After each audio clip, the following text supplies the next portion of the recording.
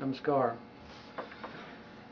Well, I'm back from the coast in part 9. I was down in Savannah, and next week I'm going up to Augusta on the Savannah River, so maybe I'll uh, do a tape down by the river. I feel like that this is kind of moving into another dimension or another realm after having the dream that I had last Tuesday. I'd like to hear from you guys, and let me know what you want me to talk about. If you don't like what I'm talking about, we can change the subject. I have so many things that I want to say, but I don't know how to put them together, and I'm just kind of throwing them together hodgepodge. But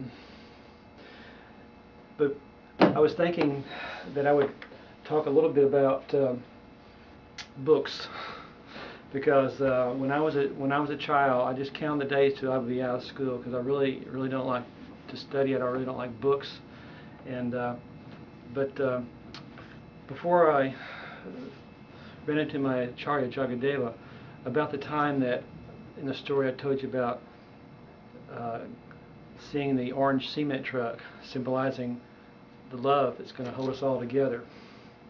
I bought a book, and it was a book of pictures by the artist Peter Max, and it was just a very simple book of pictures, and beneath each picture there was a quotation by some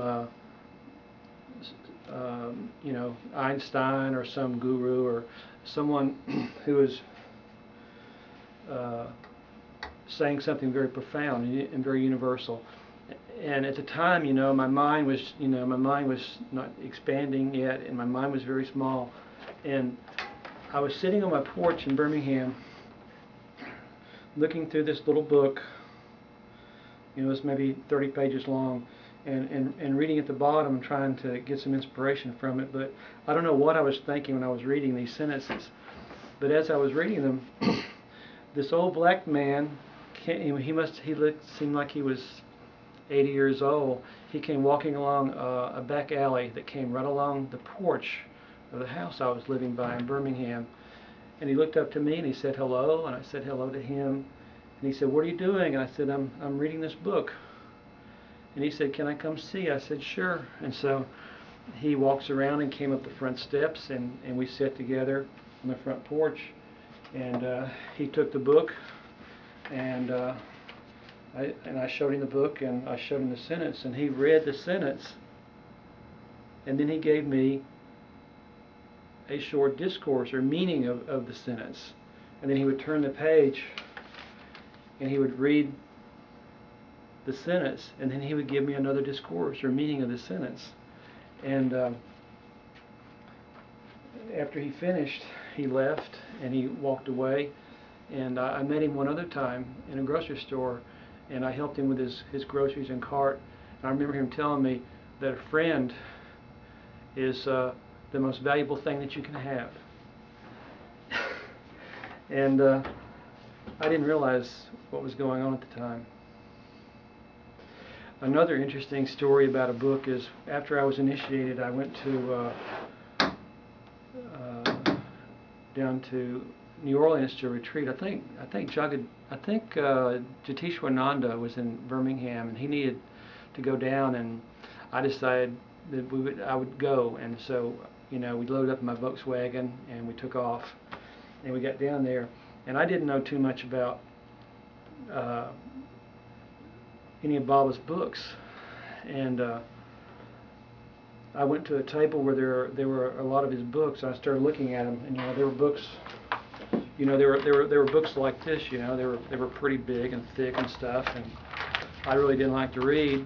And so I found a little bitty book, and it said Ananda Sutram. I said, this is a small book. I think I'll read it. And so I took the book, and I went downstairs and sat on the steps. I noticed there was a little succulent plant there that was orange, and the little flowers were in little six-sided star-like flowers, a little succulent plant. And I sat there, and I read Ananda Sutram.